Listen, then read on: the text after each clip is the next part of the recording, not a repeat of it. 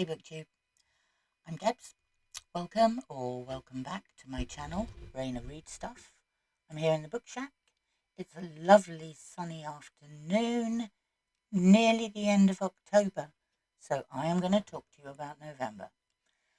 Anyone who has ever been to this channel before knows probably that I like a good reading event, and in fact since I posted my first video in July, I have never not been doing at least one, if not more, reading events. And the same can be said for November. Now, there is a number, and I'm very excited about all of them. The first one, I think it's a new one.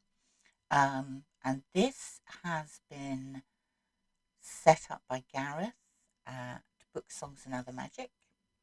And it's a Winter of Wyndham for John Wyndham fans.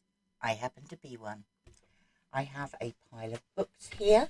We're going to go through these books quickly because there are a lot of events and a lot of books. So, we have a couple that I've read before.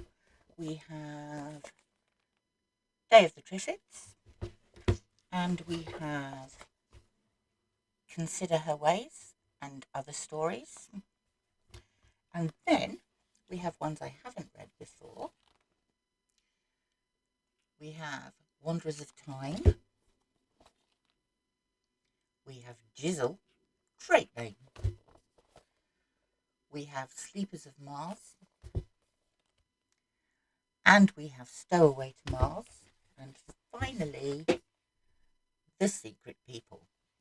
So, those look like fun. These aren't all necessarily for November because it is a Winter of Wyndham. And so, I have a little more time with those. Now, November is obviously non-fiction November, which was the brainchild of Olive, a book Olive. I will put all the details and all the co-hosts down below. Also, there is another event, which I think is a new one, which is World War November, which is specifically looking at the First World War. And a lot of the books I have selected fit into both of those events very nicely. So, the World War event is the brainchild of Tristan at Tristan in the Classics, and with both of these events there are a number of co-hosts as well. Look below. So, there is a group read for World War November, Testament of Youth. I actually watched this the other day because it was on the BBC, but now I'm going to read it. I don't think I have read it since I was maybe 16. So I'm looking forward to that. I bet I like it more than I did when I was 16. Then, keeping with memoirs, I have Robert Graves, Goodbye to All That. I have Siegfried Sassoon, Memoirs of an Infantry Officer.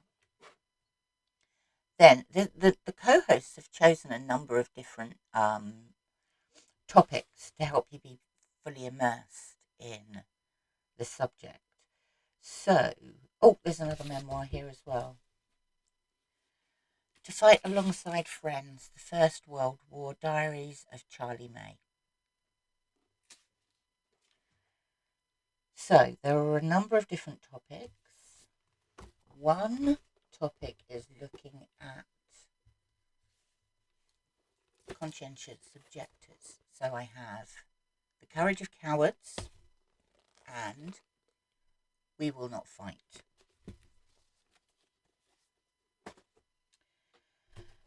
Another topic is looking at propaganda. So I've got here posters of the First World War, which looks quite interesting. I have a general, The First World War by Hugh Strachan, and this says on the back, I've seldom chanced upon a short book which so brilliantly brings to life and explains an immensely complex historical phenomenon, says Paul Johnson of The Spectator.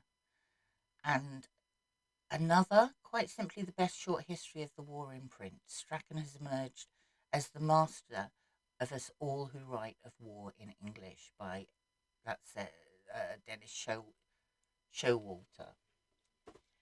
The last non-fiction book I have for the First World War is this, The Air VCs.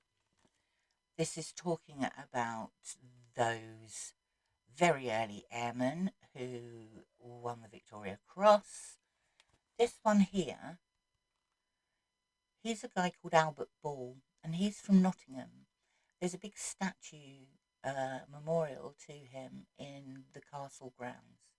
And ever since I first came across him in museums in Nottingham, I've been fascinated by him. Looking forward to those. Then there is also a novel section. So, All Quiet on the Western Front by Eric Maria Remarque. At Night All Blood is Black by David Diop. Then I have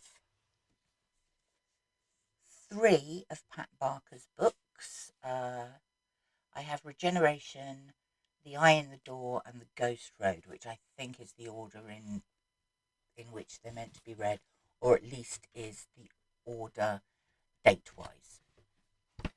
And finally, I have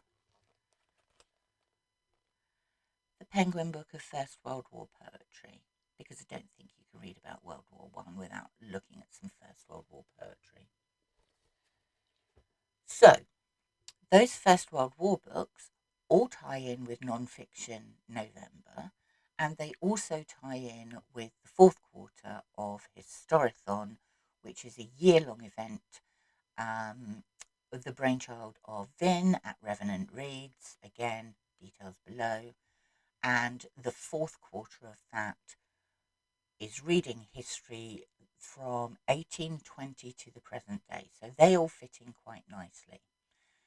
But I didn't want my Non-Fiction November to be completely history. So we do actually have another couple of history books, but these are more general ones, because I read a really good novel about Azerbaijan, and I have my maps up here for my Read Around the World project, which is a personal project. I was very pleased to find this, A Concise History of Azerbaijan. I'm going to read that. And also, while we're still talking Q3 Historathon, I am doing a buddy read with Stephanie and John. Post-war, A History of Europe since 1945. It's a chunky monkey. We are planning to read this over November and December, so it won't all be in December. Oh, also, I've got that World International, is it over there? International Relations since 1945 as well, which I'm about that way much through, and it's about that big. More, however, non-fiction books. Bit of travel writing. I have got Patrick Leigh Fermer's trilogy. So we've got A Time of Gifts, A Walk in the Woods, Broken Road. I've read the first 2, haven't read this one. Feel it, maybe I ought to read those again before I read that one, because it's been a long time. We also have Colin Thubron, which is the Amur River, which rises in Mongolia and flows through Russia and China. So it goes through Siberia and Russia and China. And then we have 2 books about one of my favourite things. I bought Coffeeland by Augustine Sedgwick at Waterstones with some vouchers I had a couple of maybe 3 or 4 weeks ago.